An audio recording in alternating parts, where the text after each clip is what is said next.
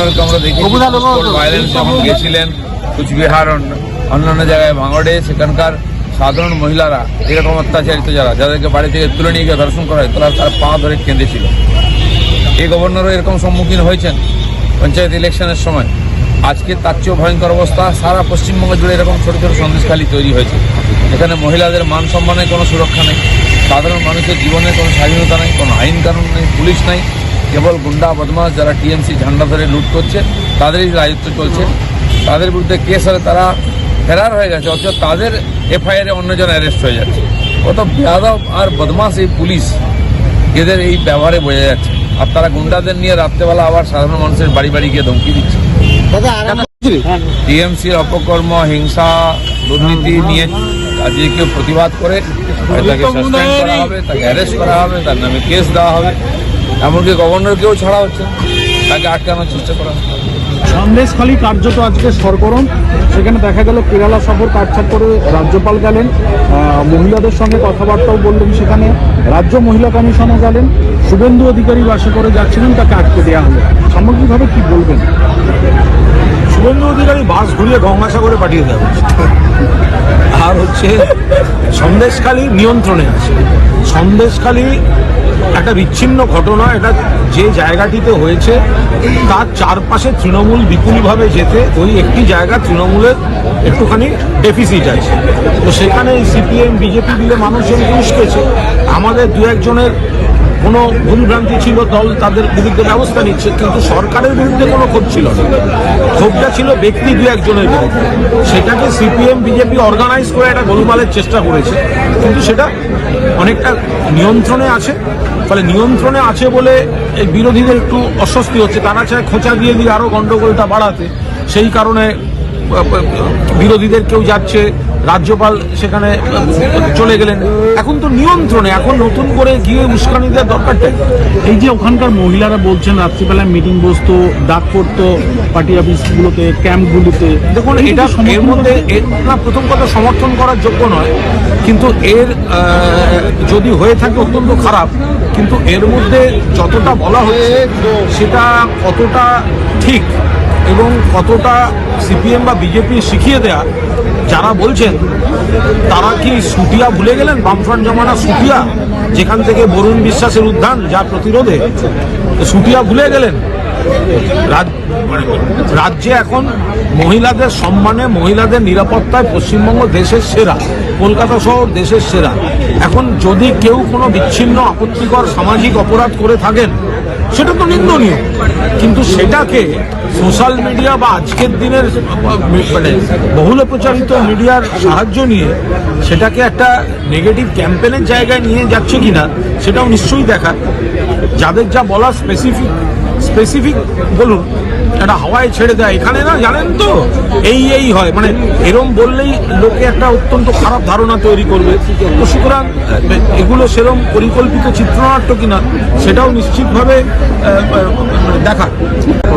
আমি আবার বলছি, ওই জায়গাটি রাজনৈতিকভাবে পক্ষপাতদুষ্ট জায়গা, বিরোধীদের নিয়ন্ত্রণে থাকা জায়গা।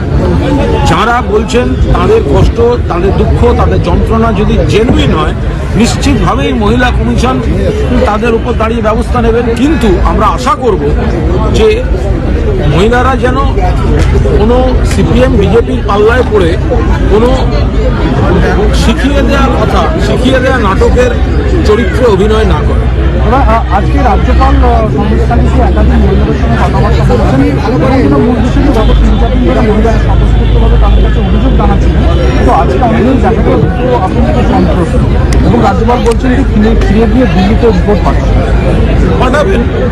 দিল্লিতে রিপোর্ট পাঠানো হলে পাঠাবেন, ওনার কাজ যদি ওনার মনে হয় রিপোর্ট পাঠাবেন। আমরা আবার বলছি, মহিলাদের কারোর যদি ক্ষোভ ন্যায্য হয়, অভিযোগ ন্যায্য হয়, দল ব্যবস্থা নেবে, পুলিশ ব্যবস্থা নেবে, প্রশাসন ব্যবস্থা নিচ্ছে, ব্যবস্থা নেবে।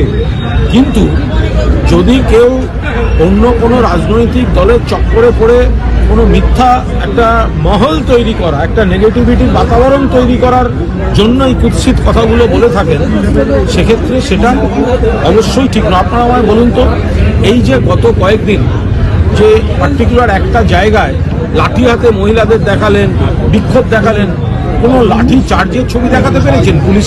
পুলিশের লাঠি চালানোর ছবি নেই, পুলিশের কাঁদানে গ্যাসের ছবি নেই, পুলিশের গুলি চালানোর ছবি নেই, কারণ পুলিশ এগুলো করেনি। আর বাম জমানায় যে কোনো গণতান্ত্রিক আন্দোলন দেখুন শেষ পর্যন্ত পুলিশের লাঠি গুলিতে গিয়ে শেষ হয়েছে। তো সুতরাং এটা তো একটা কোনো বিষয়ে কোনো ব্যক্তির বিরুদ্ধে কোনো একটা বক্তব্য ছিল, তাদেরকে অর্গানাইজ করে প্ররোচনা দিয়ে একটা খাড়া করা হয়েছিল। পুলিশ সংবেদনশীল মন নিয়ে এই বিক্ষোভটা সামলেছে, পরিস্থিতি এখন নিয়ন্ত্রণে। সেই জন্যই কিছু শকুন সেখানে গন্ডগোল করতে বলছে যে পুলিশের ভূমিকা নিয়ে প্রশ্ন করছেন, বলছে এই রাজ্যে গণতান্ত্রিক ব্যবস্থা ভেঙে পড়ছে।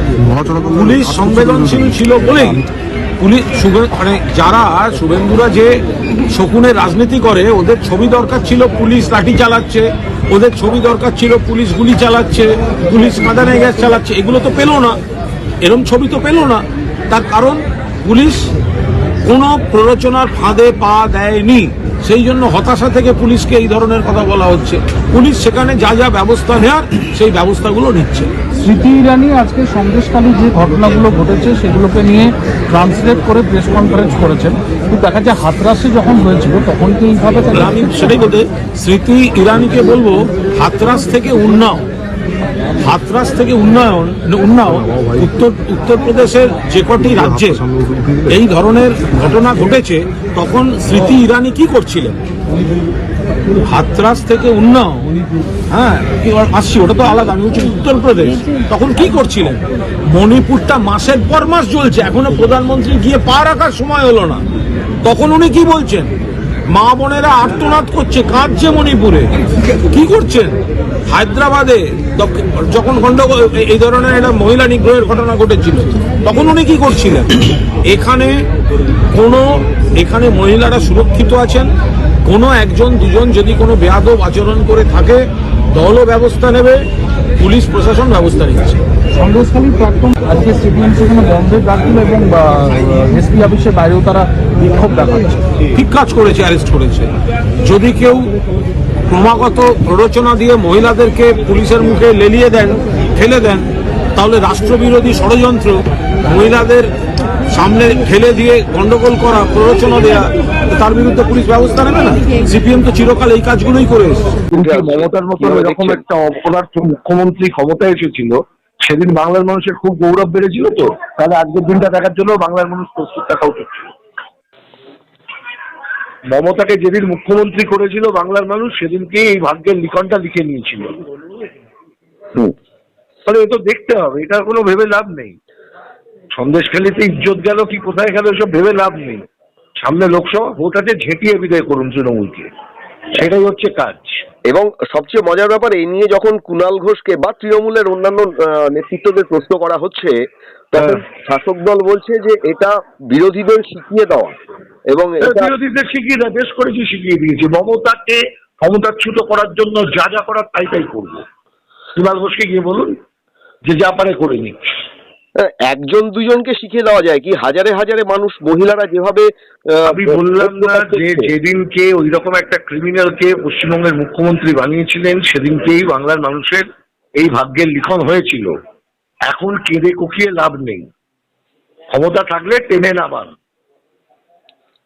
দড়ি ধরে মারোতেন, রানী হবে খান খান, এর বাইরে অন্য কোনো কাজ নেই। এই জায়গায় শেষ প্রশ্ন রাখবো যে বঙ্গ রাজনীতিতে এই মুহূর্তে যে দুটো নাম মূলত উঠে আসছে শাসক দলের ছত্রছায়া রয়েছে, শেখ শাহজাহান এবং শিবু হাজরা। আপনার কি মনে হয় একজন আইনজীবী হয়ে, রাজনৈতিক নেতার ছাড়াও আপনি একজন আইনজীবী, তাদের কি ধরা সম্ভব? বা একটু কি বললাম না, বঙ্গ রাজনীতির সবচেয়ে বড় ক্রিমিনালের নাম মমতা ব্যানার্জি। এই ক্রিমিনালটাকে ধরে আগে ক্রিমিনাল, বড় ক্রিমিনালটাকে আগে ঢোকান, তারপরে তো বাকিদের কথা হবে। শিবু হাজরা, শাহজাহান সবই ক্রিমিনাল দিদির আন্ডারে কাজ করে।